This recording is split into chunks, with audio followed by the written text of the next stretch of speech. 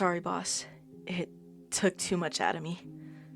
Anaki whispered, before Kokichi slowly moved over to her. It's not your fault, Kokichi said, helping her stand up again. He wrapped his arm around the back of her shoulders, as her arm was draped over his shoulders. I felt a twinge of jealousy in my heart, but pushed it aside. I should go over and help them. Before I could move over to them, Cathy took some steps over to the entrance of the shrine. We should get going to the fire shrine, she said, gesturing for the three of us to follow her. I looked over at Kokichi with confusion on my face, only to find the same expression from him in return. This was moments before we all faced Cathy, to see what she was talking about. The shrine was tall, with 4 large pillars on the 4 corners. It was a nice white marble color that faded to blue. In some places, shades of red and purple. There was a symbol on what seemed to be the front door of the place. It was similar to the flame symbol of Hess's dress that she always wears whenever I'm able to see her. Here it is, she said, clasping her hands together looking at the entrance. There was a small pedestal with 3 slots in it. It seemed to be a stone table, and there were 3 torches that rose up when I stepped closer to the pedestal. So, what do we need to do? I asked, looking over at the others. Kokichi looked me in the eyes, and that took me off guard for a moment. I almost forgot what I was doing for a moment before Cathy spoke. Shuichi, she called out to me, making me turn my head. Yes? You need to fill the 3 torches with the 3 kinds of fire. Red, blue, and purple, she said, looking over at the torches with a little more of a glare in their direction.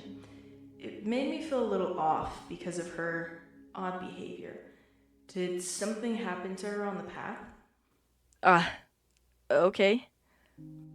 I stepped over in front of the pedestal before pausing. How am I even supposed to control these things? They are emotion-oriented, right? So maybe I have to... Before I could finish my thought, Kokichi came next to me. I was confused by this before I felt his hand on my own, making my cheeks heat up. Here, I can help you. I smiled at this. Okay, Kichi, I whispered, before I felt my other hand light up a bit. It was blue fire. Kokichi is so special in his own way. I don't even understand how he's able to do these things. How did... I started asking, before he gestured to my hand to light the torch. Right. I laughed a bit, before he moved closer to my face. Shuichi? He whispered, making his eyes go dark as his hair covered them. I started, before he slowly raised his head. He looked very distressed, and it made me angry.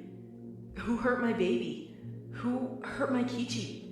Before I panicked, Kokichi gently grabbed my other hand and moved it towards the second torch. Oh, I see what's going on here, I thought to myself, giving Kokichi a silent congratulations because of how well he was able to mess with my feelings. He never ceases to amaze me. I have no idea how he's able to still surprise me to this day. Sure, I get surprised easily, but this man is unreal. Hey, Shu-chan, he cooed, changing the mood yet again. I blushed at this and looked over at him before he pulled the collar of my shirt. I felt my head get pulled down to his level, making me blush more. What are you? I started, before he put a finger to my lips. Shh. He cooed again, before he moved his lips in front of my own. I blushed and closed my eyes in anticipation for this moment, before I felt his lips on mine. I smiled as I felt his hand move my other one to the last torch. See, we did it, my beloved. He moved his head back to look me in the eyes. I love you, I said back in return, feeling the words flow off my tongue like soft silk. After that, he smiled and looked over at the door, which was now opening.